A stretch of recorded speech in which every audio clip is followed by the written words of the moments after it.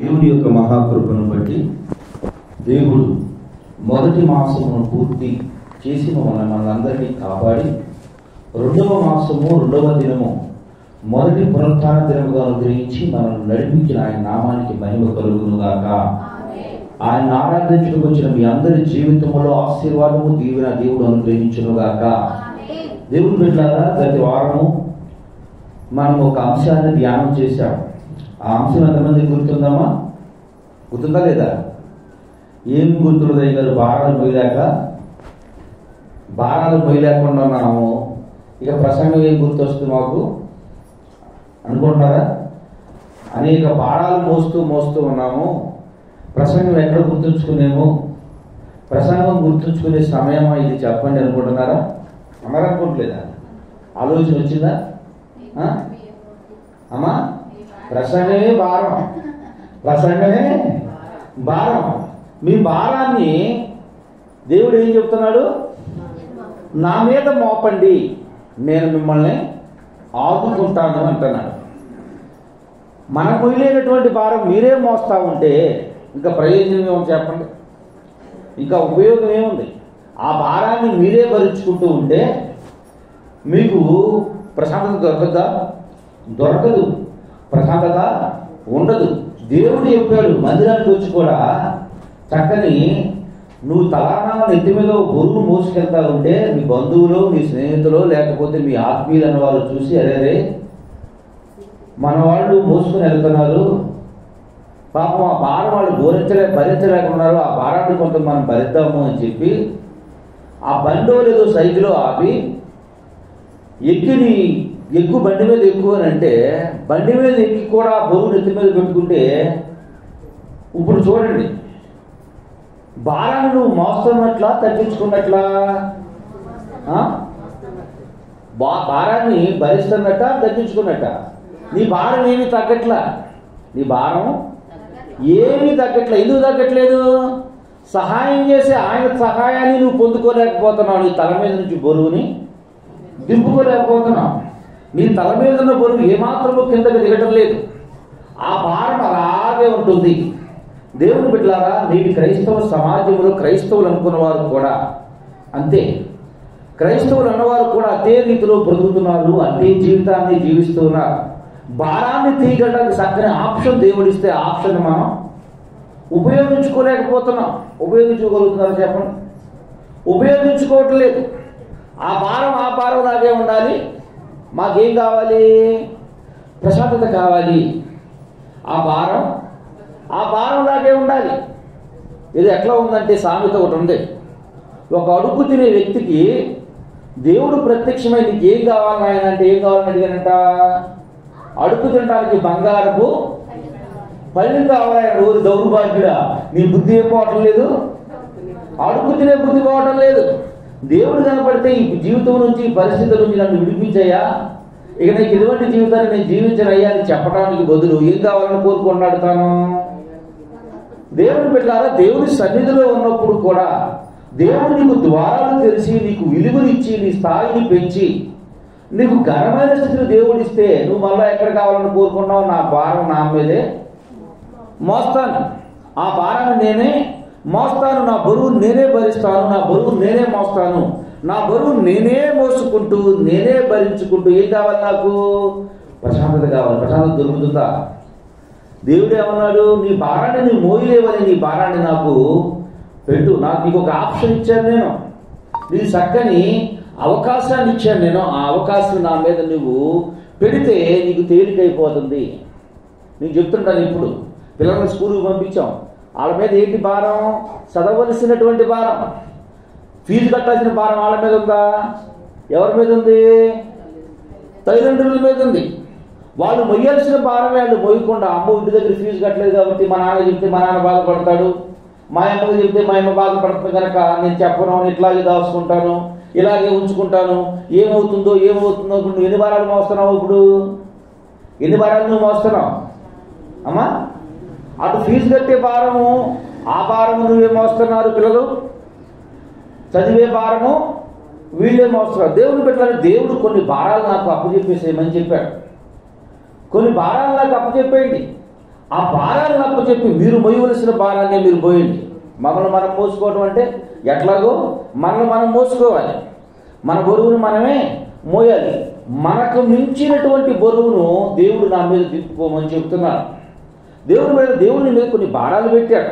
భర్త గారికి భారం పెట్టాడు, కుటుంబాన్ని నడిపించాలని, కుటుంబాన్ని పోషించాలని, బిడ్డలకు సంరక్షకుడుగా ఉండాలని, బిడ్డను ఆలనా పాలన చూసుకోవాలని, భార్యకు కుటుంబానికి పోషకుడు అయి ఉండాలి అని, భార్యను ప్రేమించాలని, బిడ్డలను ప్రేమించాలని. భార్యగా నీకు ఒక భారం ఉంది. ఆ భారాన్ని నువ్వు భరించాలి. నీ భర్తను ప్రేమించాలి, నీ భర్తకు విధేయురాలు అయి ఉండాలి, నీ భర్తకు లోబడి ఉండాలి, నీ పిల్లలను సంరక్షణలో పెంచాలి. భార్యగా నీ భారం. బిడ్డలుగా మీకు భారం పెట్టాడు దేవుడు. నీ తల్లిదండ్రులకు విధేయత చూపు, వారు లోబడుతూ ఉండు, వారు చెప్తున్నటువంటి మాటలు విను, వారి యొక్క క్రమశిక్షణలో ఎదుగు. నీకు వయసు ఉండగానే ఏ భారం అయితే చదువులు నీ మీద ఉన్నాయో ఆ భారాన్ని నీవు కొనసాగించు. ఈ భారాలను వదిలివేసి పెద్దోళ్ళు తిరమాలనుకుంటే గొడ్డోడు చేయండి అడిగాడు అనుకుంటే ఎట్లా ఉండదు చెప్పండి. ఇప్పుడు బద్రీ వెంకటేశ్వర అప్పు గురించి మాట్లాడుతున్నాను, మధ్యలో కీర్తి వచ్చి నాన్న ఆ అప్పు అని అనుకోండి, ఏమంటారు చెప్పండి? నీకు ఎందుకు అంటారు? ఏమంటారు? ఎందుకు ఊరుకో? ఎందుకని? అది నీ బాధ్యత కాదు. నీ భారం, నీ స్థాయి ఏంటి, నీ వయసు ఏంటి, నువ్వు ఎంతవరకు భరించాలో ఎంతవరకు తీసుకోవాలి అంతవరకు నువ్వు తీసుకో. మితిమీరినది నువ్వు తీసుకుంటే నువ్వు మోయలేవు, నీవు మోయలేవు. దేవుడు బిడ్డలారా, దేవుడు మన జీవితంలో మనకు కూడా కొన్ని భారాలు పెట్టాడు. ఆ భారాన్ని నా మీద మోపుకోండి, నా మీద దించుకోండి. ఆ భారాన్ని ఏం చేస్తాను? నేను మిమ్మల్ని ఆదుకుంటాను అంటున్నాను. ఆదుకోవడం అంటే ఎట్లా ఆదుకోవడం? 10 లక్షల రూపాయల అప్పు ఉంది. ఆ 10 లక్షల రూపాయల అప్పు తీర్చకపోతే నువ్వు ఇక ఇల్లు, పొలము, నీకున్న సమస్తాన్ని తీసుకెళ్ళిపోతానంటున్నారు. అప్పుడు ఏం కావాలని కోరుకుంటావు? నువ్వు అప్పు తీర్చాలని కోరుకో. ఎవరి కోసం ఎదురు చూస్తావు? ఆదుకునే వారి కొరకు ఎదురు చూస్తావు. అవునా? ఆదుకునే వారి కొరకు ఎదురు చూస్తావు. కొంతకాలం నాకు అవకాశం ఇస్తే ఆ అవకాశాన్ని బట్టి దీన్ని ఏం చేస్తాను? నేను తీర్చుకుంటూ వెళ్తాను. నాకు కొంత సమయం కావాలి. ఇప్పటికిప్పుడంటే నేను కట్టలేను. నాకు 10 సంవత్సరాలు, 5 సంవత్సరాలు, 10 నెలలు, 2 నెలలు, 3 నెలలు నాకు అవకాశం ఇస్తే దాని నుంచి నేను ఏం చేస్తానమ్మా? ఆదుకునే తీసుకోమంటారా అంటారు కదా. దేవుడు బిడ్డలారా, దేవుడు ఈ లోకంలో ప్రతి మనిషిని దేవుడు నీతో నాతో మనందరితో చెబుతున్నటువంటి మాట, మీ బరువును నా మీద దించుకోండి, నా మీద దించుకొని నా వెనకాల ప్రశాంతంగా మీరు నడిచి రండి అంటున్నాను. ఆ భారం గురించి గత వారం కొన్ని సంగతులను మనం ధ్యానం చేశాం. గుర్తుందా? ఎన్ని సంగతులు ధ్యానం చేశాము? మొట్టమొదటి భారం ఏంటమ్మా? అనారోగ్య భారము. అనారోగ్య భారము లేక బలహీనతలతో కూడినటువంటి భారము. దేవుడు ఏం చెప్తున్నాడు? నా మీద దింపుకుదాన్ని నేను తీసివేస్తాను. ఎప్పుడా? నేను స్వస్థపరచు యెహోవాను నేనే, నా కట్టడలను నా మాటలను వింటే ఐగుప్తీయులకు వచ్చిన ఏ రోగము నేను మీకు కలుగా చేయను. మరణకరమైన రోగం వచ్చింది. కట్టడలను అనుసరించి నడిచాడు హిజ్కియా. గోడ తట్టు తిరిగి ప్రార్థన చేశాడు. వెంటనే స్వస్థత వచ్చింది. వెంటనే దేవుడు ఆదుకున్నాడు. దేవుడు బిడ్డలారా, అలాగే రెండో భారం ఏం భారం అండి? ఆర్థిక భారం. ఇక్కడ అంటాడు ద్వితీయోపదేశకాండం, మీరు అప్పిస్తారు తప్ప అప్పు చేయరు. అప్పిస్తారు తప్ప అప్పు చేయరు. ఎప్పుడు? నా మాటలు శ్రద్ధగా విని వాటిని అనుసరించి నడిస్తే. దేవుడు బిడ్డలారా, ఎప్పుడైనా మన భారం మోస్తాడు చెప్పండి? పిల్లలు కాలేజీకి వెళ్ళరా బాబు అంటే కాలేజీ మానేసి ఇంటికాడ సినిమాలకి, షికారులకి, టికెట్లు అన్నింటికి తిరిగి మళ్ళా నేను చదువుకుంటా రానంటే ఏం చేస్తాం మనం? ఏం చేస్తాం చెప్పండి? లేక కాలేజీకి డైలీ వెళ్ళి పాఠం వినకుండా ఎగ్జామ్ రాసి వెళ్ళి ఏం చేస్తాం మళ్ళా మనం? అట్లా కాకుండా వాడు మన మాట వింటూ అనారోగ్యం పాలైపోయి ఎగ్జామ్ టైంకి రాయలేకపోతే అప్పుడు ఏం చేస్తాం? ఆ భారం మొత్తం మనది. దేవుడు బిడ్డలారా, దేవుడు మన జీవితంలో మన బ్రతుకుల్లో కూడా ఆయన మన భారాన్ని మనం భరించాలి అని అంటే, మన భారాన్ని ఆయన తీసుకోవాలి అంటే మనకు శక్తి లేకపోతే, ఆయన శక్తి సామర్థ్యం లేకపోతే ఆయన తీసుకొని మన పక్షంగా చేస్తాడు. ఆదివారం ఆరాధన 10 గంటలకు 12:30కు వచ్చామనుకోండి, మన భారమేనా? ఆయన భారమా? ఎవరి భారం ఇది? 1 గంటకు ముగిస్తే 12:45 వచ్చామనుకోండి, ఎవరి భారం ఇది? ఎవరి భారం? ఎవరి భారం భరించాల్సిన భారం? అవునా? మందిరం అవకాశం ఉంది, మందిరానికి వెళ్ళడానికి అవకాశం ఉంది, టీవీలో మంచి సీరియల్ వస్తుంది అనుకోండి, అప్పుడు ఏం చేస్తున్నాం? కుటుంబ ఆరాధన జరుగుతూ ఉంది, టయానికి అదే ఆరాధన చేసుకుంటా ఉన్నాం. ఆ టయానికి ఇష్టమైనటువంటి సీరియల్ సినిమా టీవీలో వస్తుంది, ప్రార్థనకు అర్థగంట వెనక్కి ఉంచామనుకోండి, అప్పుడు ఎవరు భారం భరించినట్టు మనం?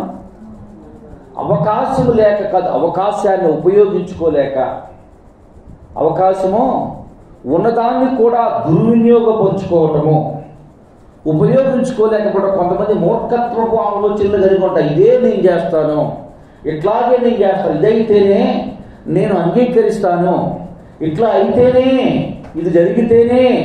దేవుడు ఎప్పుడు నీ పందెం మీద, ఎప్పుడు ఆయన నీ పందెం నీ పక్షంగా నిలబడ్డు. ఆయనకు లోబడి, ఆయన ఎదుట తగ్గింపు స్వభావాన్ని కలిగి, ఆయన ఎదుట ఆయనకు లోబడే బుద్ధిని కలిగి ఉంటే మాత్రమే జీవితంలో అద్భుతాలు జరిగిస్తాయి. చూడండి, రాళ్ళ రొట్లుగా మాత్రమే దెయ్యం చేశాడా? 5,000 మందికి 5 రొట్లును 5,000 మందికి పంచిపెట్టింది రాళ్ళ రొట్లుగా చేయలేడా? చేశాడా? ఏమన్నా చేయగలిగాడా? ఏమన్నా చేశాడా చెప్పండి? చేయలే. నువ్వు దేవుడు అయితే కిందకు దూకు అన్నాడు, దూకాడా? నేల మీద నడిచిన ఆయన, నేల మీద నడిపించిన ఆయన కిందకు దూకించలేడా? దూకించలేడా చెప్పండి? దేవుడితో ఎప్పుడు పందెమయ్యొద్దు. ప్రభువా ఈ కార్యం జరిగితే నమ్ముతాం, సత్య చేయడు, అది గుర్తుంచుకోండి.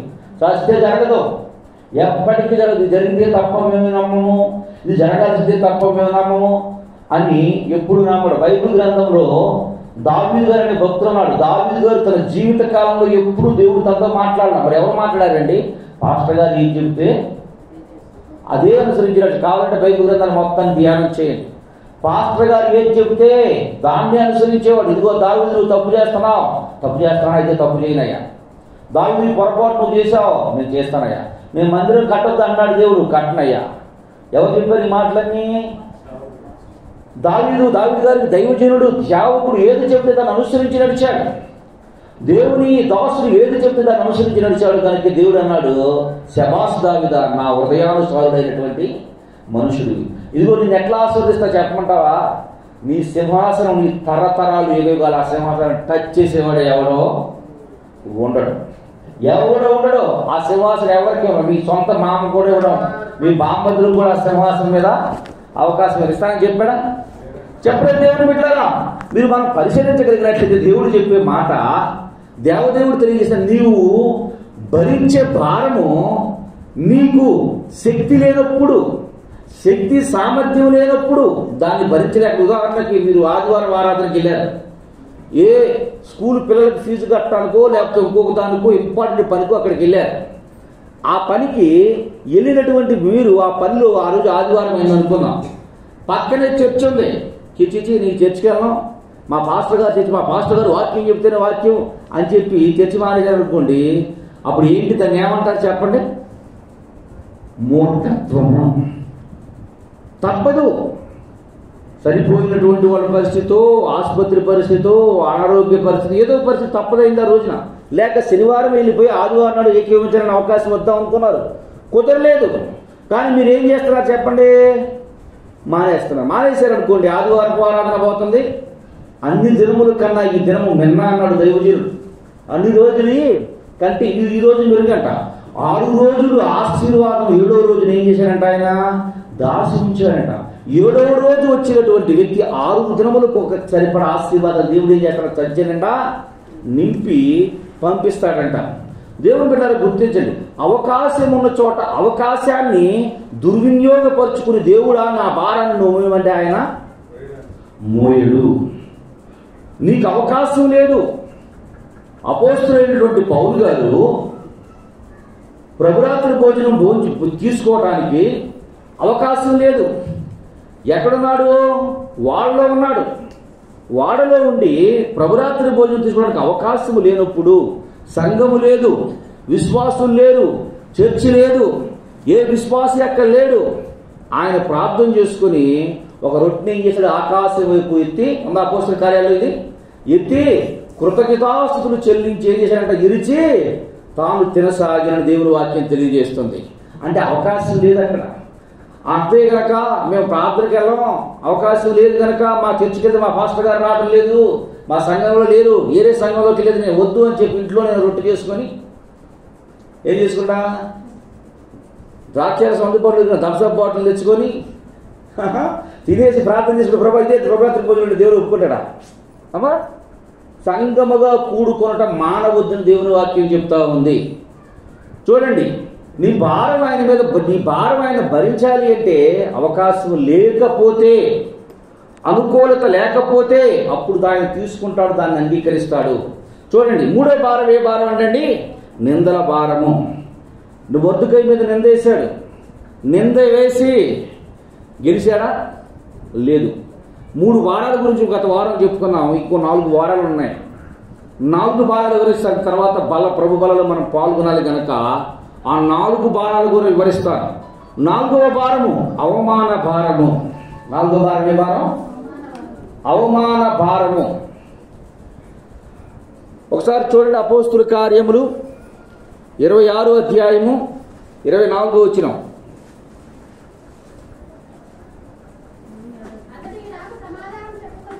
అతడు ఇలాగు సమాధానము చెప్పుకొనుచుండగా పేతు, పౌలా, నువ్వు ఎర్రివాడు, అతి విద్య వలన నీకు ఎర్రి పట్టినదని గొప్ప శబ్దంతో చెప్పాడంట. దేని గురించి, ఎవరి గురించి ఏం చెబుతున్నాడు? ఏం గురించి చెప్పాడు? ఈయన దేవుడి గురించి చెప్తా ఉంటే ఆ పట్టణాన్ని పరిపాలించే అధికారి, పౌలా నీకు చదువు ఎక్కువయ్యి నీకు మతి ఏమైపోయింది? పోయింది, నువ్వు పిచ్చివాడు అయిపోయావు. ఏం చేస్తున్నారు? పౌలు గారిని అవమానపరుస్తా ఉన్నాడు. ఈయన ఏం చెప్తున్నాడు? అక్కడికి వెళ్ళి స్వార్థ చెప్తున్నాడు. అయ్యా, నేను ఈజీగా యేసు ప్రభువుని నమ్ముకోలేదు. గమలీయేలు పాదాల యొద్ద కూర్చొని ధర్మశాస్త్రాన్ని పూర్తిగా పఠించి ఈ యోధామతమందు మంచి భక్తి కలిగినటువంటి వ్యక్తిగా నేను ఉన్నాను, మంచి క్రమం కలిగినటువంటి వ్యక్తిగా ఉన్నాను, మహాక్రూరుడుగా ఉన్నాను. ఇదిగో ఈ దేవుని గురించి ఎవరైనా యేసు ప్రభు అనే పదం వింటే నాకు మహా అసహ్యం పుట్టేది. ఈ దేవుడు మా దేవుడు కాదు, మన దేవుడు కాదు, కొత్త దేవుడు అనే తరహాలో ఉండేవాడిని. అటువంటి సమయంలో ఈ దేవుడి పేరు ఎవరైనా చెబితే, ఈ దేవుడి గురించి ఎవరైనా ప్రకటిస్తే, ఈ దేవుడి గురించి ఎవరైనా మాట్లాడితే వారిని పట్టుకుని చెరసాలలో వేసే అధికారాన్ని తీసుకున్నాను. మా ఊరు మొత్తం అయిపోయింది, మా మండలం మొత్తం అయిపోయింది, మా జిల్లా మొత్తం అయిపోయింది, పక్క జిల్లాలో ఉన్నారని చెబితే పక్క జిల్లాలో కూడా ప్రతిదానికి ఆయన దగ్గర నుంచి అధికారం తీసుకున్నాను. అధికారం తీసుకుని వాళ్ళు పట్టుకోవడానికి వెళ్ళటానికి ఎంతంటే ఊరు దగ్గరికి బార్డర్లోకి వెళ్ళగానే ఆకాశం నుండి గొప్ప ఆకస్మికమైన ఒక వెలుగు నన్ను కమ్మి, ఆ వెలుగుని చూడలేక కింద పడిపోతే 3 రోజులు నా కళ్ళు కనబడకుండా ఉన్నాయి. ఆ పడినటువంటి సమయంలో ఆకాశం నుండి ఒక స్వరం నాకు వినబడింది. సౌలా, సౌలా, నన్ను ఎందుకు హింసించుచున్నావు? సౌలా, సౌలను ఎందుకు హింసిస్తున్నావు అన్నప్పుడు, ఎవరు నీవు అన్నప్పుడు, నువ్వు హింసించున్న యేసును అని చెప్పిన తరువాత నాకు కళ్ళు కనపడలేదు. 3 రోజుల పాటు నాతో పాటు ఉన్నవారు నన్ను చేయి పట్టుకొని నడిపించారు. తరువాత ఒక పాస్టర్ గారి దగ్గరికి వెళ్తే పాస్టర్ గారు నాకు ప్రార్థన చేస్తే, ఆ ప్రార్థన చేసిన తరువాత నా కనులు ఊడిపోయి చూడగలుగుతున్నాను. అందుకే నేను ఈ మార్గాన్ని ఎంచుకున్నాను. తర్వాత ఈయన గురించి ధర్మశాస్త్రం మొత్తం పరిశీలించి చూడగా ఈయన తప్ప మరొక దేవుడు లేడు, ఈయన ద్వారా రక్షణను తెలుసుకున్న తర్వాత నేను ఏదైతే గొప్ప అనుకున్నాను, నా కులం గొప్ప అనుకున్నాను, నా జాతి గొప్ప అనుకున్నాను, నేను గొప్పవాడిని అనుకున్నాను, అది మొత్తం విడిచిపెట్టి ఈయన కొరకు ప్రచారం చేస్తున్నాను. మీరు కూడా ఈయన తెలుసుకుంటే, మీరు పరిశీలిస్తే బాగుంటుంది అని అంటే ఏమన్నాడు ఈయన? సౌలా, నీ చదువు ఎక్కువైపోయింది, నీ బుర్రలో నరాలు కట్టయిపోయినాయి, దేవుని బిడ్డలారా, క్రీస్తును ద్వేషించే వ్యక్తులందరికీ నేను ఇదే చెప్తున్నాను. క్రైస్తవులను ద్వేషించే వ్యక్తులకు ఇదే చెప్తా ఉన్నా. క్రీస్తులు ప్రార్థన చేసుకోవటం వల్ల మీకు వచ్చే నష్టం ఏంటి? ప్రార్థన చేసుకోవటం వల్ల మీకు కలుగుతున్నటువంటి నష్టపరమైనటువంటి పని ఏంటి? బహుశా గుర్తుంచుకోండి, మనుషులకు కాదు ఎదురు తిరిగేది ఎవరికి? దేవునికే. దేవుని చేతిలో పడిన బహుభయంకరము. బహుభయంకరం. గుర్తించండి. ఒకరోజు మనం తిరుగుతూ ఉంటే మనం పట్టించుకోవటం లేదు, ఇదే భక్తి అనుకోవద్దు, ఇదే క్రమం అనుకోవద్దు. ఆలోచించండి. దేవుని చేతిలో పడ్డ బహుభయంకరము. దేవుణ్ణి, దైవ గ్రంథాన్ని, బైబిల్ గ్రంథాన్ని లేకుండా చేయాలని అనేకులు ప్రయత్నించారు. ఏ జాతి అయితే ఇది మాది గొప్ప కులం, అటువంటి గొప్ప గొప్ప కులములకు చెందినటువంటి వారు క్రీస్తుని వెంబడిస్తూ ఉన్నారు. నేటి సమాజంలో కూడా ఇది మన దేవుడు కాదు, మన దేశపు దేవుడు కాదు, వీళ్ళు వాళ్ళలో కలిసిపోయారని అవమానించేవారు లేరా? అవమాన భారం. ఎంతోమంది గొప్పవారు మన భారతదేశానికి ప్రముఖులను చెప్పే బ్రాహ్మణుస్లో ఎంతోమంది దేవుడిని తెలుసుకున్నటువంటి వారు ఉన్నారు, ఎంతోమంది దేవుడు తెలుసుకుంటున్నటువంటి వారు ఉన్నారు. గుర్తించండి. ఇక్కడ పౌలు అనే వ్యక్తి గమలయేలు పాదముల యందు సకల శాస్త్రము తెలిసినటువంటి వ్యక్తిగా ఉన్నటువంటి ఈ వ్యక్తి యేసు ప్రభువును తెలుసుకుంటే ఆయన అవమానిస్తున్నారు. ఈ నేటి సమాజములో క్రీస్తును అంగీకరించి క్రీస్తు దగ్గరికి వెళ్ళి ప్రపంచానికి హాని చేయకుండా ఉదయకాలమే లేచి వారి కుటుంబ క్షేమం కొరకు, గ్రామక్షేమం కొరకు, పట్టణ క్షేమం కొరకు, రాజ్య క్షేమం కొరకు ప్రార్థించే క్రైస్తవులు ఏం చేస్తూ ఉన్నారు? నేడు కూడా అవమానిస్తూ ఉన్నారు. ఒకప్పుడు భారతదేశ ప్రధాని ఇందిరాగాంధీ గారు అన్నారంట, క్రైస్తవుల్ని ఏమన్నా ప్రపంచంలో ఎవరు జోలికి క్రైస్తవుల జోలికి వెళ్ళొద్దు, వారు జోలికి వెళితే వారు ఊరుకున్నా వారు సేవించు దేవుడు వారిని ఏం చేస్తాడు? రక్షిస్తాడు, మనల్ని ఊరుకోడు అని చెప్పాడంట. దేవుని బిడ్డలారా, అవమానించారు. షడ్రక్ మెషక్ అబేద్నెగోలను తీసుకెళ్లి అగ్నిలో పడవేశారు. ఎవరు కనపడాలి చెప్పండి? ఏ వ్యక్తి అయితే పడవేయమని చెప్పాడో వాళ్ళకి పడేయాలి. ఒకటే గుర్తించండి. క్రైస్తవ్యానికి వ్యతిరేకంగా తిరిగినటువంటి మాట్లాడిన ఎన్నో రాజ్యాలు కూలిపోయాయి. ఎంతోమంది రాజులు రాజ్యం లేకుండా ఎన్నో కుటుంబాలు కూలిపోయాయి. ఒకటే గుర్తించుకోండి. దేవునికి వ్యతిరేకంగా మాట్లాడినటువంటి నాటి నుండి నేటి వరకు నువ్వు సమాధానంగా ఉన్నావా? సమాధాన స్థితిలో ఉన్నావా? నీ ఆర్థిక పరిస్థితులు సరిగా ఉన్నాయా? నీ కుటుంబ పరిస్థితులు సరిగా ఉన్నాయా? ఒకసారి నువ్వు పరిశీలించుకో. ఒకసారి నువ్వు చూసుకో. ఎందుకు నాకు వాళ్ళ మీద వ్యతిరేకత? ఎందుకు వాళ్ళని నేను ద్వేషించడానికి రీజన్ ఏంటి? వాళ్ళ గురించి తప్పుగా మాట్లాడటానికి అసలు నాకు హేతువు ఏంటి అని ఆలోచించుకో. ఇక అపోస్తలుడైనటువంటి పౌలుని అవమానిస్తూ ఉన్నారు.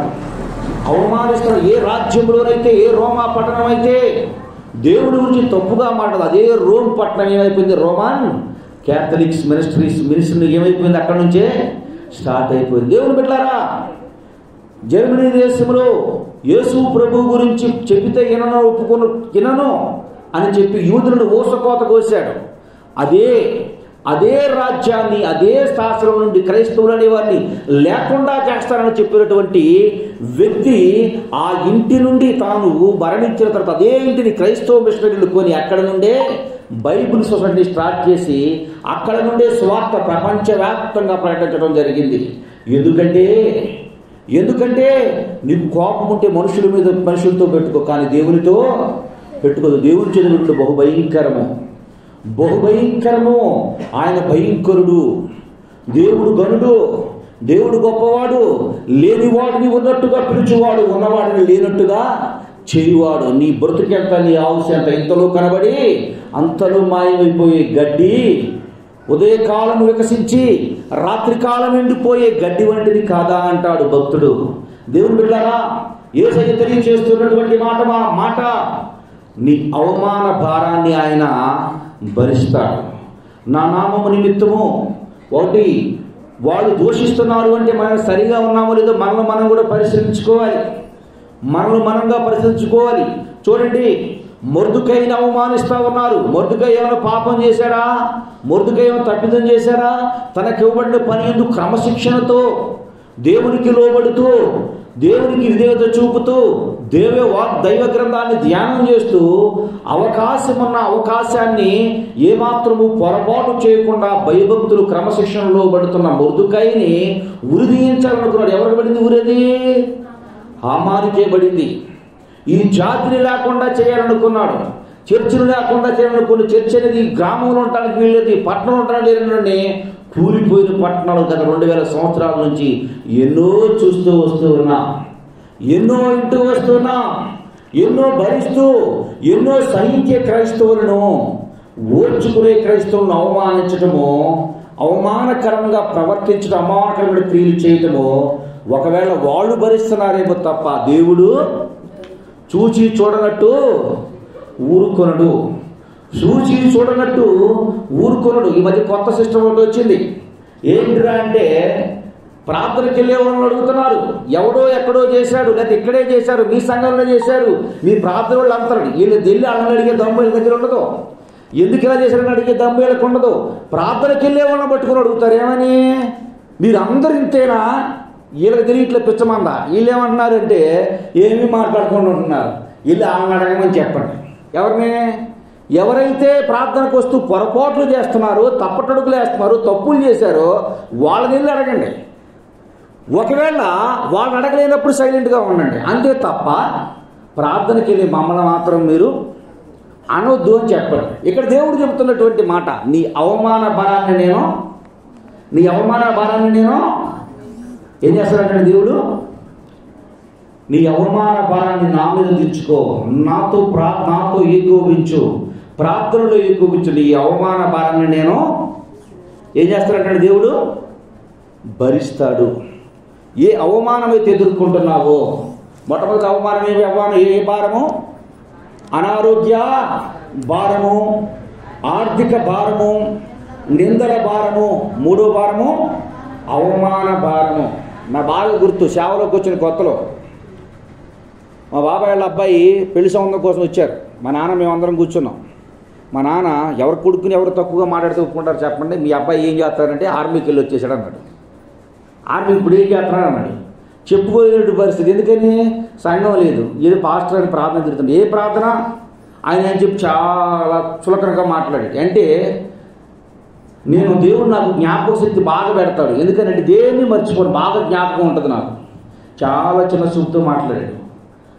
తర్వాత ఒక 4 సంవత్సరాల తర్వాత అదే వ్యక్తి వాళ్ళ ఇంట్లో టీవీలో వాళ్ళ ఇంట్లో ప్రార్థన పెడితే శబాస్ చాలా మంచి మాటలు చెప్పేవాడు. అంటే చూడండి, మనుషులు అవమానకరమైనటువంటి పద్ధతులు అనేక ఉంటాయి. అలాగే మా వదిన గారు ప్రార్థనకి వెళ్ళాం, ప్రార్థన రామని చెప్పి పాస్టర్ని ప్రార్థనకి ఎందుకు పిలుస్తారు చెప్పండి? భోజనానికి పిలుస్తారా ఏమా? పాస్టర్ గారిని ప్రార్థనకి ఎందుకు పిలుస్తారు? ప్రార్థన చేయడానికే కదా. భోజనానికి పిలుస్తారా? భోజనానికి పిలిచారు అనుకున్నట్టుగా చెప్పారు. చాలా భారం అనిపించింది. అప్పటి నుంచి పేరు గారి ఇంటికి వెళ్ళాను. అంటే ఏది కోపం కదా. మా వదిన గారు అంటే వదిన గారు, మా బంధువుల్లో వదిన గారు ముందు నుంచో పెట్టారు. వాళ్ళ పాస్టర్ గారి ముందు వాక్యం చెప్పించారు. కనీసం పాస్టర్ గారిని నా పరిచయం చేస్తారు, కానీ ప్రార్థన ఇస్తారేమో అనుకున్నది. పాస్టర్ కదా ఒక ఆశ. ఏం ఆశ? ప్రార్థనకు వచ్చేవాళ్ళు పాట పాడారు. దావీదు గారు వస్తున్నారు, దావీదు గారికి ఏంటి ఒక పాట పాడాలని ఆశ, దేవుని నామాన్ని మహిమపరచాలి. ఈ మధ్య కొంతమంది అంటున్నారు పాటలు మీరు ఎక్కువ పాడతారు, అరే పెచ్చోడా, ఆరాధన క్రమంలో పాటలు పాడుతూ ఒక క్రమం, ప్రార్థన చేయటం ఒక క్రమం, దేవుని స్తుతించడం ఒక ఆరాధనలో ఒక భాగము, సాక్ష్యం చెప్పడం ఒక ఆరాధనలో ఒక భాగ్యం. ఆరాధన అంటే ఏంటి? పాటలు పాడటం వరకే కాదు. మా దగ్గర ఉన్నట్టు క్రమం ఎవరి దగ్గర ఉండదు. గమనించండి. మొట్టమొదటి దేవుణ్ణి స్తుతిస్తాం, పాటలు పాడతాం, దేవుని నామాన్ని మహిమపరుస్తాం అందరూ. రెండవది దేవుని సన్నిధిలో మా పాపాలను ఒప్పుకో చెప్పండి, పాప పుట్టపుదల క్రమం. 3 విశ్వాస ప్రమాణం, విశ్వాసాన్ని చెప్పుకుంటాం మేము. దేవా నువ్వు మా కోసం వచ్చావు, మా కోసం చనిపోయావు, మా కోసం తిరిగి లేచావు, మరలా వస్తున్నావు, మేము నమ్ముతున్నామని విశ్వాసము, దృఢమైన ఆరాధన చేస్తాం మనం. ఆరాధన ఇప్పుడు ఎట్లా ఉంది అంటే, ఒక 3 గుడ్డోళ్ళు కలిపి సర్కస్లో ఏనుగుని చూడటానికి వెళ్ళారంట. సర్కస్లో దానికి వెళ్ళారు, ఏనుగుని చూడటానికి వెళ్ళారంట. జాగ్రత్తగానండి. 3 గుడ్డోళ్ళు కలిసి సర్కస్లో ఏనుగుని చూడటానికి వెళ్ళారంట. ఈ 3 కలిపి ఒకటంటే వెళ్ళాడు. చూశారు, వచ్చేసారు. పక్కన 3-4 గుడ్డోళ్ళు చెప్పారు, ఇక్కడ ఏనుగుని చూశారని అంట. ఏనుగంటే ఎట్లా ఉంటుందో తెలిసారా మీకు? ఎట్లా ఉంటుందా అంటే పొడుగ్గా ఉంటుందిరా అన్నాడంట. ఆడి పట్టుకుంది ఏంటి? వెళ్ళి తొండాన్ని చూసి పొడుగ్గా ఉంటుందిరా, మధ్యలో బూతురురా, అప్పుడప్పుడు గాలి కొట్టినట్టు ఉఫ్ఫు అంటుందిరా అన్నాడంట. వీడికి కనపడింది ఏంటి అమ్మా? తొండం. రెండో ఎవరు పిచ్చోడ నీకు తెలియదురా? ఏనుగంటే పొడుగ్గా ఉంటుంది, వెనకమాల ఎంట్రులుగా ఉంటుంది, మధ్యలో కుచ్చులాగా ఉంటుందిరా అని చెప్పి వీడు రెండోడు పట్టుకుంది ఏంటి? తోక.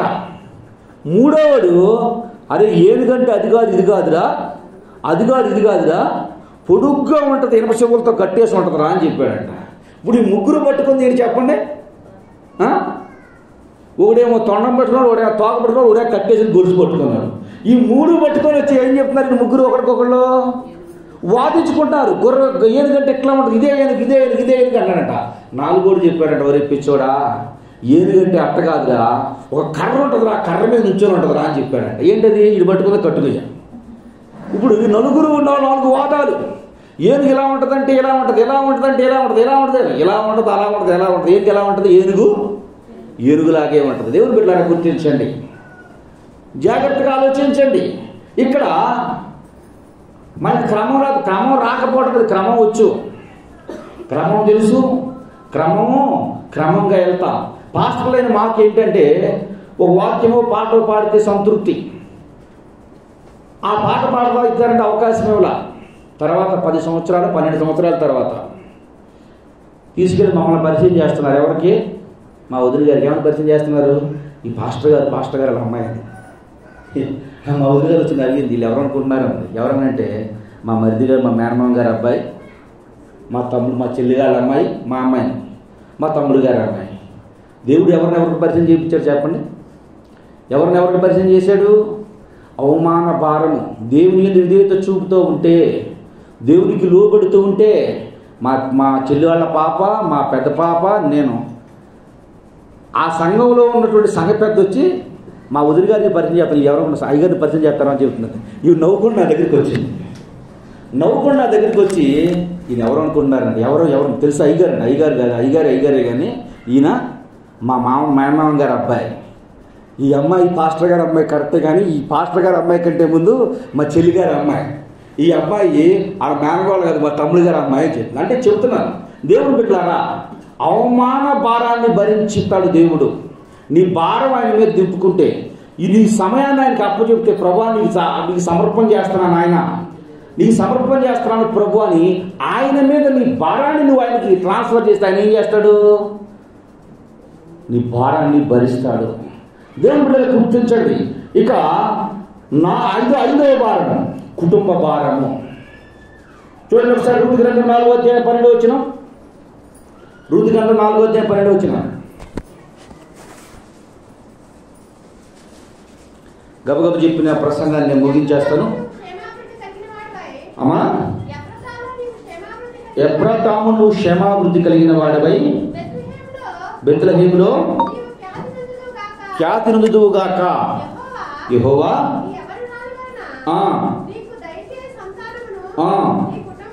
నీ కుటుంబమును తామారు యోదాకు కలిగిన పేరేసు కుటుంబం వలె ఉండునుగాక అనిరి. తర్వాత 2వ సమూయేలు గ్రంథము 7వ అధ్యాయం 26వ వచనం కూడా చూద్దాం.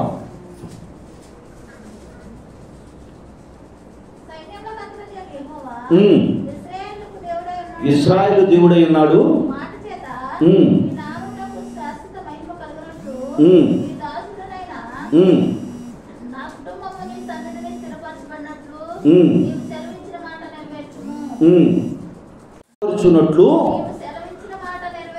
నీవు సెలవిచ్చిన మాట నెరవేర్చుము. ఎవరి సన్నిధిని ఎవరు నిలబెడతారంటండి? కుటుంబ భారాన్ని దేవుడు నిలబెడతాడు. దేవుడే కుటుంబాన్ని కట్టాలి. దేవుడు కుటుంబాన్ని కట్టకపోతే ఎన్ని ప్రయత్నాలు చేసిన కుటుంబం కట్టబడదు. రూతుమ్మ నిర్మానుష్యంగా అయిపోయింది. ఇక ఏ ఆదరణ, ఏ విధమైనటువంటి ఎదురు చూపు కానీ నిరీక్షణ కానీ లేదు. ఆవిడకున్న నిరీక్షణ ఒకటే. ఏ నిరీక్షణ? దేవుని వైపు నిరీక్షణ. తన అత్తగారితో బయలుదేరింది మోయోబు దేశం నుండి. ఎక్కడికి? బెత్లెహేముకి. మోయోబు దేశం నుండి బెత్లెహేముకు బయలుదేరింది. బయలుదేరినప్పుడు ఏమని చెప్తా ఉంది?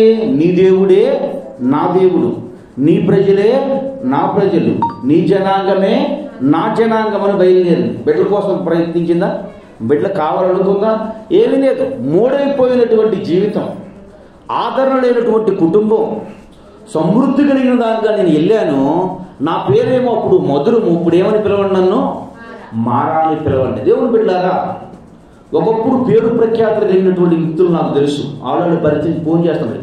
ఎవరైతే మా కుటుంబం మీద వ్యక్తి చెప్తున్నటువంటి సాక్షిని మా కుటుంబం మీద ఆధారపడి బ్రతికారో వాళ్ళకి నేను ఈరోజు హేళనగా ఉన్నాను అయ్యగారు అన్నాడు. హేళనగా ఉన్నాను అయ్యగారు అన్నాడు. ఎందుకని అంటే అప్పుడు మా ఆర్థిక పరిస్థితి స్థిరంగా ఉంది, ఆర్థికంగా మేము బలంగా ఉన్నాం. ఒక వ్యక్తి నాకు తెలుసు, మా ఫ్రెండే. చిన్నప్పుడే వాళ్ళ చెల్లెలు భర్త చనిపోతే 2 ఆడపిల్లలు ఒక మగపిల్లలు వాళ్ళని పెంచారు. నాకు బాగా గుర్తు. అప్పుడు చదువుకునే టైంలో బాగా చేసినటువంటి వ్యక్తి. వాళ్ళ దేవుడు తెలుసు, లోకరీత్యా ఉన్నటువంటి వ్యక్తులు. ఈ వ్యక్తి ఎవరైతే ఉన్నాడో ఆ వ్యక్తి తన సొంత బిడ్డలుగా పెంచి ఒకే ఒక కొడుకు, పాపం ఎవరు లేరు. ఈ 3 పిల్లలు కూడా తాను బిడ్డలుగా పెంచి తల కొంత ఆస్తి పంచిపెట్టి తన కొడుకు ఎక్కువ, అంటే ఎవరైనా సొంత బిడ్డ ఉంటాడు కదా, ఆ బిడ్డ కొంచెం ఎక్కువగా ఉంచుకుంది. కాలక్రమేణా ఈ ఒక బిడ్డ చనిపోయాడు. ఆ బిడ్డకు మనవడు 2 మనవరాళ్ళు పుట్టారు. ఒక మనవడు 2 మనవరాళ్ళు పుట్టారు. ఆ తర్వాత ఈ పెంచినటువంటి బిడ్డలో ఆస్తులు పెరిగాయి. ఈవిడ ఆస్తి ఏమైపోయింది? ఆ ఒక బిడ్డతో తగ్గిపోయింది.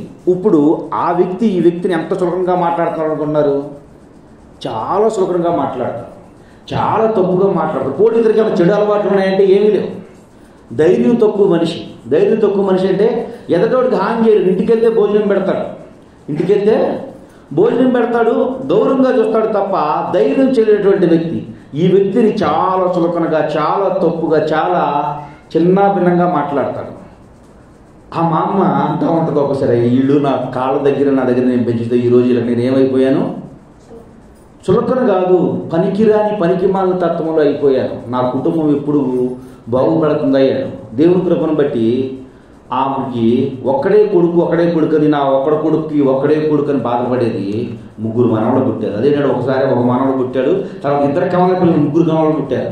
ఈ మధ్య కలిస్తే అంటుంది ఆవిడ, అయ్యా ఇప్పుడు నాకు 3 మునిమనవాళ్ళు అయ్యా అని చెబుతుంది. అంటే చూడండి విషయం, మూడైపోయింది కుటుంబం అనుకుంది.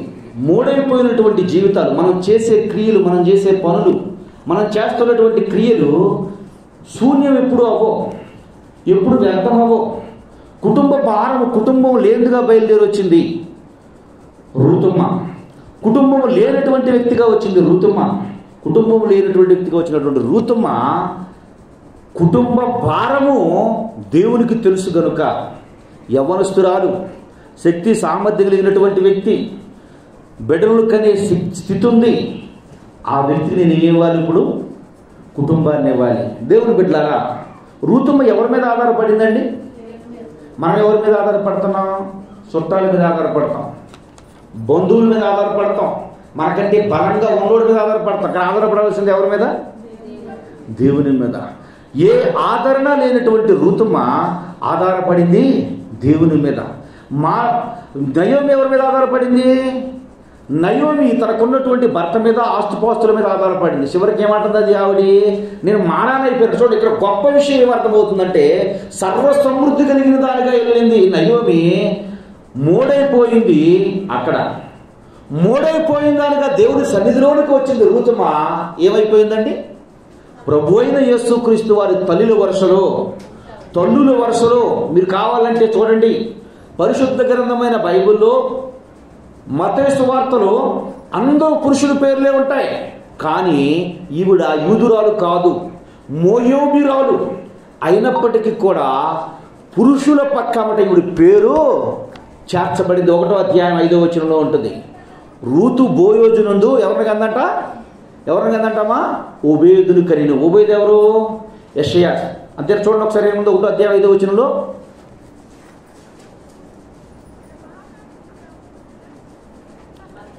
మత్తయి సువార్త 1వ అధ్యాయం 5వ వచనం. ఓబేదును కనిను. ఓబేదు యెషయను కనిను. యెషయే దావీదును కనిను. చూడండి, కుటుంబ భారము, నా కుటుంబాన్ని నిలబెట్టుకోవటానికి, నా కుటుంబాన్ని కాపాడుకోవటానికి, నా కుటుంబాన్ని స్థిరపరచుకోవటానికి నేను ఏం చేయాలి? నేను ఎలా బ్రతకాలి? వాళ్ళ దగ్గరికి ప్రయాసపడాలి, వాళ్ళ కాళ్ళు పట్టుకోవాలి, వాళ్ళకి లోబడాలి. దేవుని బిడ్డలారా, దేవుడు అంటున్నాడు, నువ్వు ఎవరి దగ్గరికి ఎవరిని వెళ్ళి లోబడాల్సిన పని లేదు. యెహోవా ఆశీర్వాదం, యెహోవా నాటిన కొమ్మను ఎవడు ఎన్నడు ఏం చేయలేడు?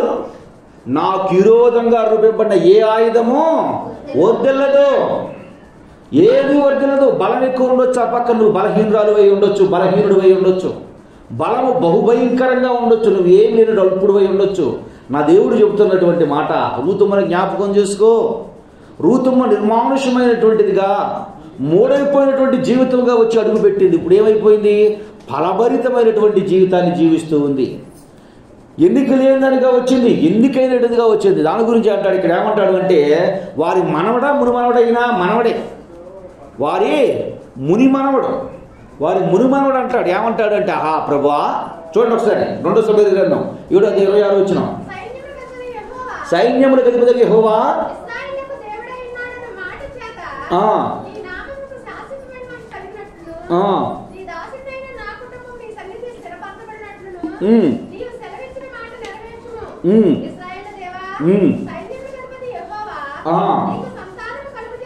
నీకు సంతానము కలుగు చేయుదునని నీవు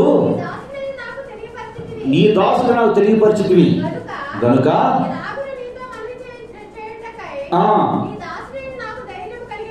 ఎట్లా ధైర్యం కలిగిందంటండి? ఎట్లా ధైర్యం? కుటుంబం కట్టబడుతున్న ఎట్లా ధైర్యం కలిగిందంటండి? కుటుంబం స్థిరపరచబడిన ఎట్లా ధైర్యం కలిగిందండి? ఆడ నాన్నమ్మకి, ఆడ ముత్తమామకి ఇచ్చినటువంటి వాగ్దానం, ఆడ మామకి ఇచ్చినటువంటి వాగ్దానము, ఆయనకి ఇచ్చినటువంటి వాగ్దానము. కుటుంబం ఏమైంది? ఇప్పుడు ఎవరో లేరు ఇంట్లో. తెలుగు గారు ఎప్పుడు బాధపడితే ఎవరున్నారయ్యా మాకు ఇక్కడ, మా ఒక్క కుటుంబమే కదా. కానీ దేవుడు ఏమంటున్నాడు? ఎవరి మీద ఆధారపడండి? దేవుడి మీద ఆధారపడండి. దేవుడు ఏం చేస్తాడు? దేవుడు ఏం చేస్తాడు? అక్కడ మనం సంతోషకరమైన మాట ఉంది. యారా నీకెందుకురా బాధ? నీ కొడుకు ఒక్కడో, నా మనవాళ్ళు ఇద్దరు, ముగ్గురు మనం గరిపామా? చాలా సంతోషం అనిపించింది ఆ మాట. క్రైస్తవులకు వచ్చినటువంటి మాట అది. నీ కొడుకు ఒక్కడో, నా మనవాళ్ళు ఇద్దరు, ముగ్గురు అయ్యారు రా మనం అంటుంది. చాలా సంతోషకరమైన విషయం ఇది. దేవుని బిడ్డలారా చూడండి, రూతుమ్మ మూడైపోయినటువంటిదిగా వచ్చింది, కుటుంబ భారము లేదుగా వచ్చింది, కుటుంబానికి ఏమీ లేదనుకుంది. దేవుడే నాకు సందర్భంగా దేవుడు ఏం చేశాడు? ఒక గొప్ప కుటుంబాన్ని ఇచ్చాడు. ఆ కుటుంబం నుంచి ఎవరు వచ్చారు? దావీదు గారు వచ్చాడు. దావీదు గారి నుంచి ఎవరు వచ్చారు? ప్రభు అయిన యేసుక్రీస్తు వారు వచ్చారు. కుటుంబ భారం, కుటుంబం కొరకు నేను ఎట్లా చేయాలి, ఏం చేయాలి, నా ప్లాన్ చేసేది ఏం వద్దు, దేవుడి సన్నిధిలో మొరపెట్టు. దేవుడు చెప్తున్నటువంటి ప్రకారంగా నడువు. నీ కుటుంబాన్ని దేవుడు ఏం చేస్తాడు? ఆశీర్వాదకరమైనటువంటి కుటుంబంగా దేవుడు నిలబెట్టునుగాక. ఆరోది పాపభారము. ఆరో భారం ఏంటంటే పాపభారం. దేవుడు అనారోగ్య భారం నా మీద నన్ను దింపు, నేను ఆదుకుంటాను. ఆర్థిక భారం నా మీద పెట్టు, నిన్ను ఆదుకుంటాను. నిందల భారం నా మీద పెట్టు, నిన్ను ఆదుకుంటాను. అవమాన భారం నా మీద మోపు, నిన్ను ఆదుకుంటాను. 5వదిగా కుటుంబ భారం నా మీద పెట్టు, నేను నిన్ను ఆదుకుంటాను.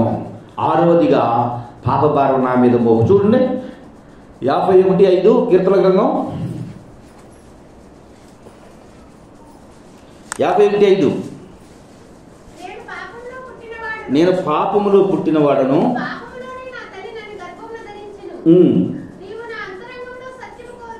ఏమని బాధపడుతున్నానంటే నేను పాపం చేశాను, నేను పాపం చేశాను, ఇది చేయకూడదని తెలుసు, చేశాను. అంతేనా దావీదు అనేది? ఇది చేయకూడదని తెలుసు, ఇది పొరపాటు తెలుసు, ఈ టీవీ చూడకూడదని తెలుసు, చూస్తున్నాను. ఈ ఫోన్లు ఇవి చూడకూడదని తెలుసు, నేను చూస్తున్నాను. ఇదిగో ఇట్లా మాట్లాడకూడదని తెలుసు, నేను మాట్లాడుతున్నాను. నేను ప్రార్థన చేసుకోవడానికి దేవుడు నా ప్రార్థన వింటాడా? చేసుకునేటప్పుడు దెయ్యం పాప భారం ఎట్లా ఉంటుందంటే, పాపం చేసేటప్పుడు టేస్ట్ ఉంటుందంటండి, చెయ్యాలని ఆతృత ఉంటుందంట, చెయ్యాలని ఆశ ఉంటుందంట. చేసిన తర్వాత ఏం చేస్తుందంటే పాప భారము. ఎందుకు చేశావు? ప్రార్థన చేయొద్దు. నువ్వు ప్రార్థన చేస్తే దేవుడు వినడు, నీ ప్రార్థన నెరవేర్పు రాదు. నువ్వు విన్నావుగా వాక్యం, చేసావుగా ప్రార్థన, చేయను తీర్మానం చేసుకున్నావుగా. చేయటానికి దెయ్యం ఏం చేస్తుంది? ముందు ప్రేరేపిస్తుంది. చెయ్యి చెయ్యి చెయ్యి చెయ్యి అని చెప్పి ప్రోత్సహిస్తుంది, ప్రేరేపిస్తుంది, పురుగొలుపుతూ ఉంటుంది. చేయటానికి చేసే వరకు కూడా మనుషుని ఆతృత పెడుతూ, ఆతృత కలిగిస్తూ చెయ్యాలి చెయ్యాలి చెయ్యాలని పురుకొల్పి చేసిన తర్వాత పాప భీతి, పాప భారము మనుషుని కృంగదీస్తూ ఉంటుంది. చూడండి, చాలామంది ఏమనుకుంటారు అంటే సంసోను వలె అనుకుంటారు. సంసోని బైబిల్లో ఉన్నాడా? సంసోను ఏమంటాడు? సంసోను ఏమంటాడు చెప్పండి? పాపాన్ని నేను ఆడుకుంటున్నాను, పాపం నన్ను ఏం చేయదు అనుకుంటాడు అనుకో. చెప్పండి, పాపం బలం కలిగినటువంటిది, పాపం కంటే బలం కలిగినటువంటి వ్యక్తిగా ఉన్నాడు సంసోను. మీరు గమనించగలిగినట్లు సంసోను బలాఢ్యుడు.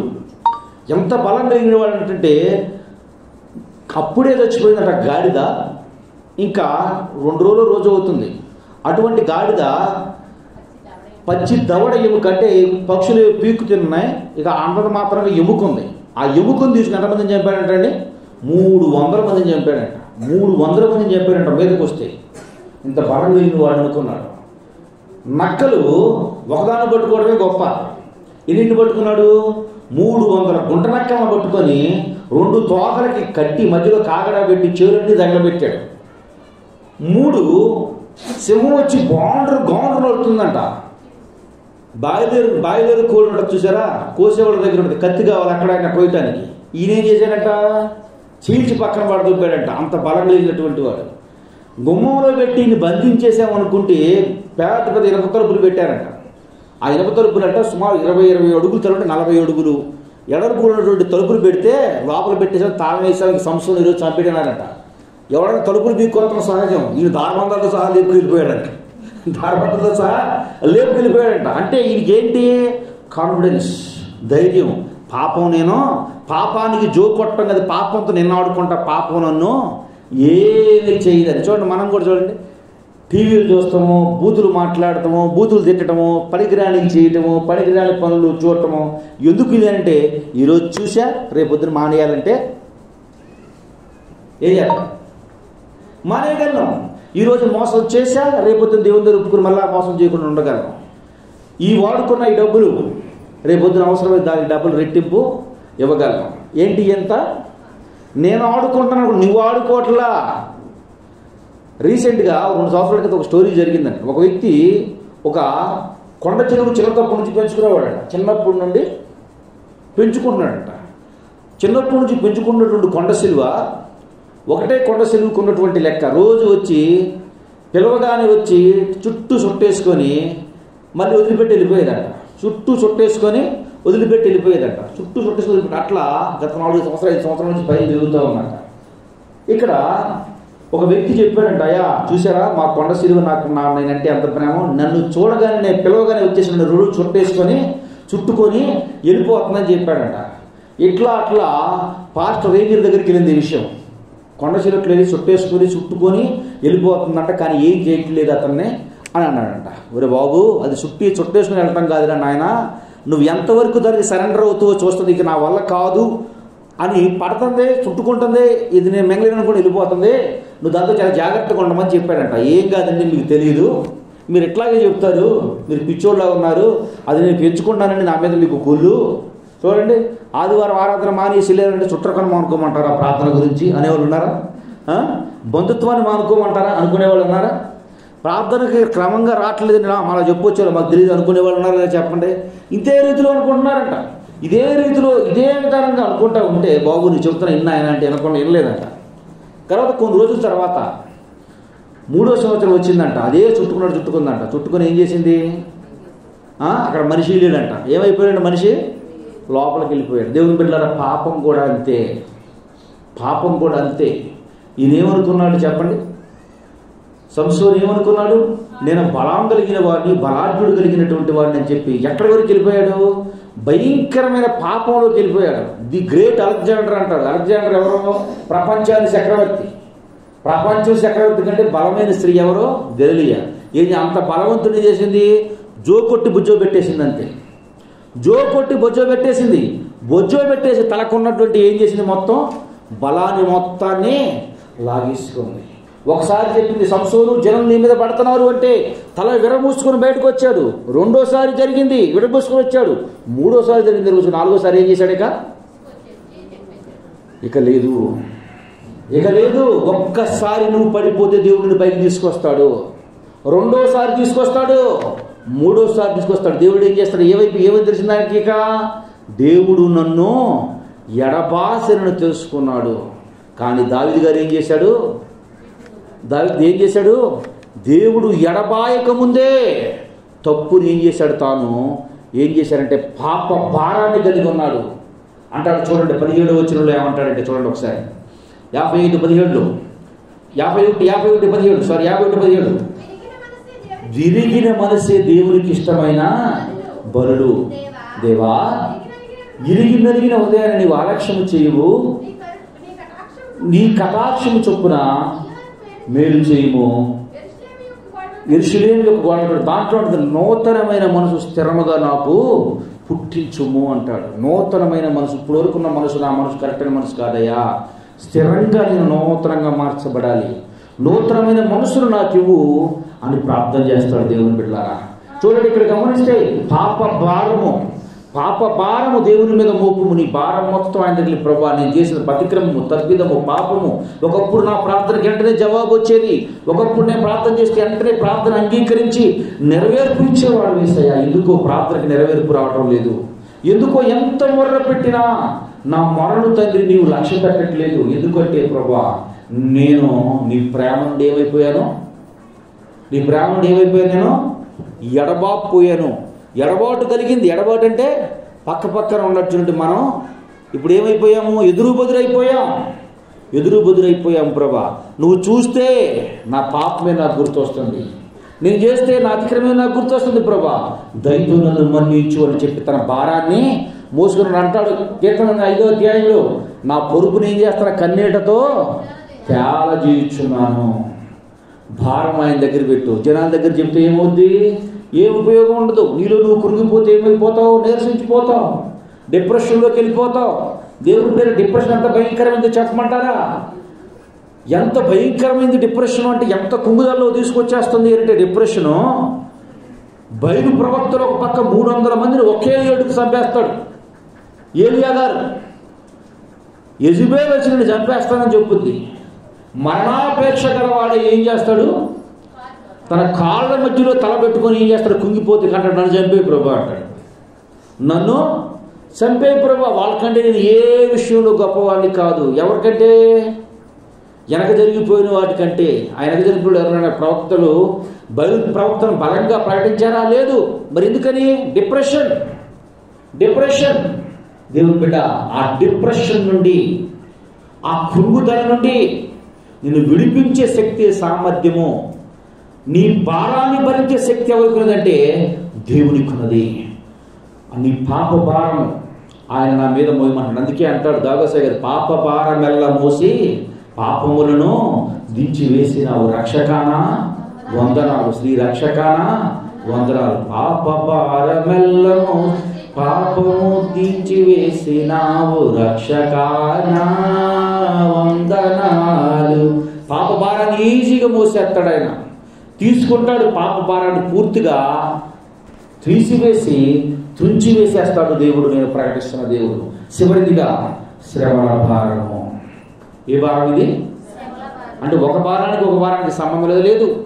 ఒక భారానికి సంబంధం లేదు. ఇప్పుడు రక్షణానికి శ్రమల భారం వచ్చింది.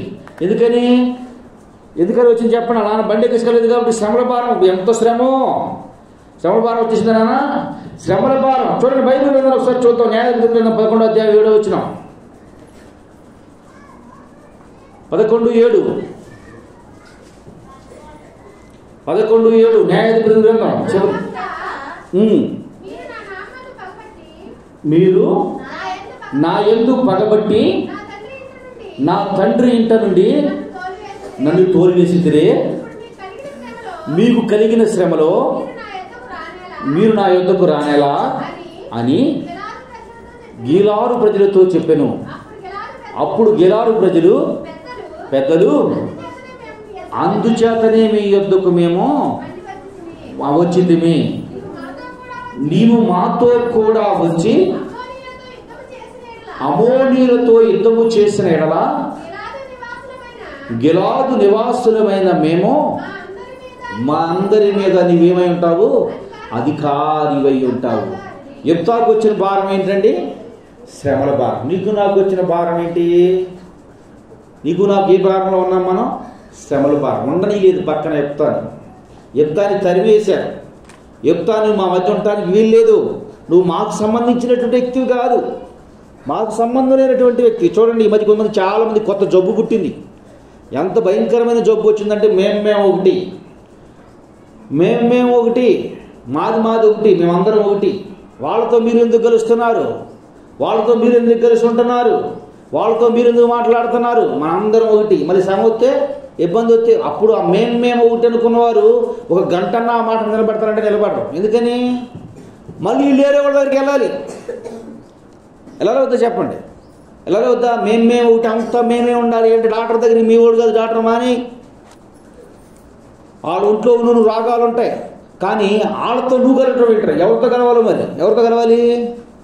ఎవరితో కలిసి ఉండాలి?